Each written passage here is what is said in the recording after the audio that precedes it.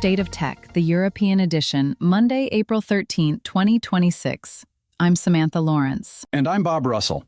Today, the enterprise world goes all in on AI agents, but nobody's watching the store. A PwC study shows AI's economic windfall is going to a tiny club of companies.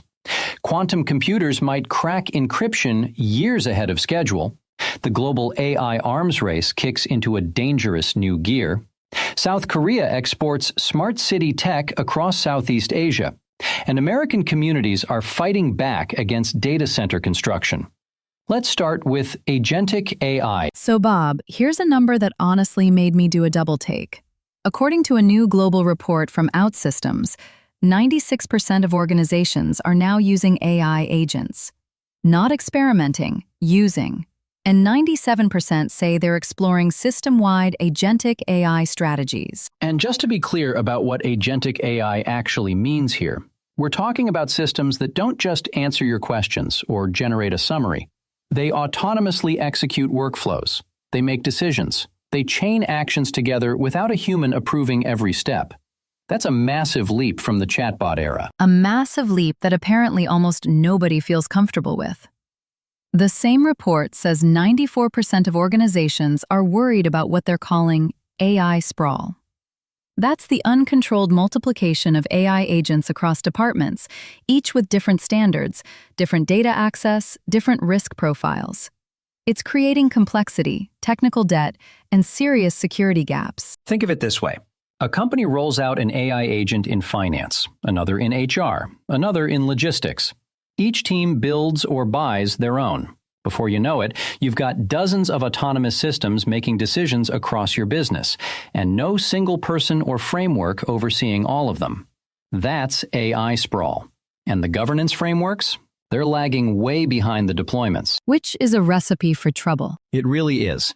Because when something goes wrong, a bad decision, a data leak, a compliance violation, who's accountable? The agent? The team that deployed it? The vendor?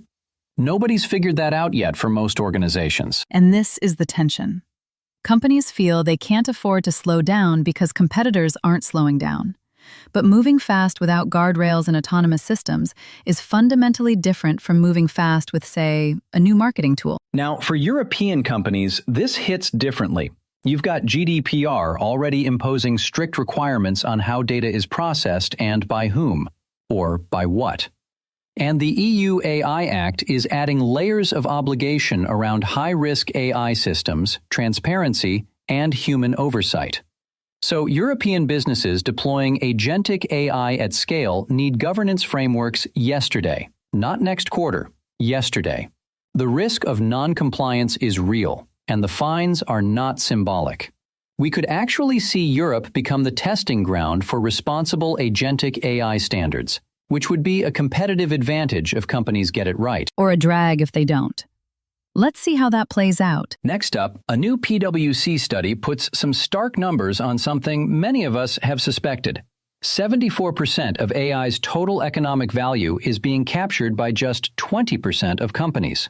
3/4 of the gains, 1/5 of the players. And this isn't just about who's spending the most on AI tools. PwC found that the gap comes down to how companies use AI. The top 20% aren't simply automating existing tasks. They're using AI to find entirely new revenue streams, to redesign how work gets done, and to push autonomous decision-making deeper into their operations. They're also far more likely to have strong AI governance in place, which circles right back to our first story. So the rich get richer, basically. Companies that are already sophisticated enough to deploy AI strategically pull further ahead, while everyone else is stuck in pilot mode or using AI for minor efficiency gains. And the bottom line is this could lock in inequality for a generation. If a handful of corporations capture most of AI's value, smaller businesses and entire sectors could be left structurally disadvantaged. Europe's economy is built on small and medium enterprises. They're the backbone. And if AI's benefits concentrate among large, resource-rich corporations, many of them American or Chinese, European SMEs risk falling behind permanently. Policymakers will need to think seriously about democratizing AI access. That means targeted funding, training programs, shared infrastructure.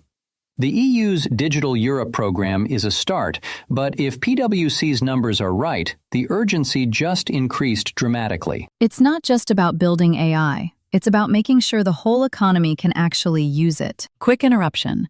If you listen to The State of Tech regularly, hit that like button and subscribe. That way, you'll never miss an episode.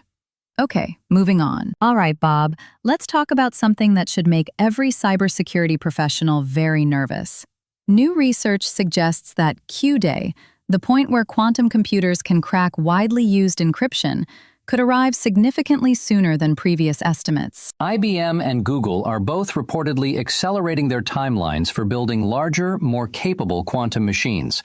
But it's not just the hardware. Theorists are also refining the algorithms, and the latest findings suggest that the computational resources needed for quantum attacks on encryption are far lower than we assumed even a year ago.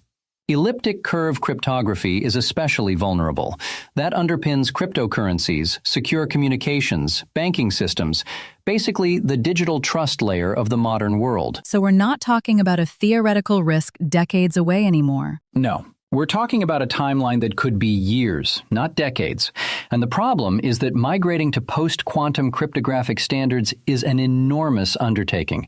It touches every system, every protocol, every piece of infrastructure that uses encryption.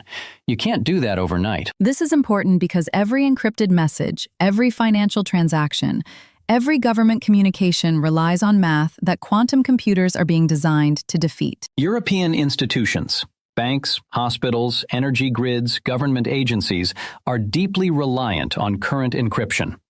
The EU will likely need to fast-track mandates for post-quantum cryptography adoption.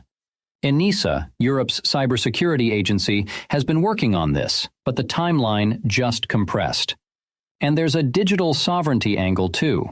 If European data is encrypted with breakable standards, while adversaries have quantum capability, that's a national security issue, not just a tech problem. The clock is ticking louder than we thought. Also today, the global AI arms race. China, the United States, and Russia are all pouring resources into AI-powered military systems at an accelerating pace. We're talking autonomous weapons, AI-enabled battlefield decision-making, integrated defense systems that operate at speeds no human can match. And this isn't future speculation. These systems are being tested and operationally deployed right now.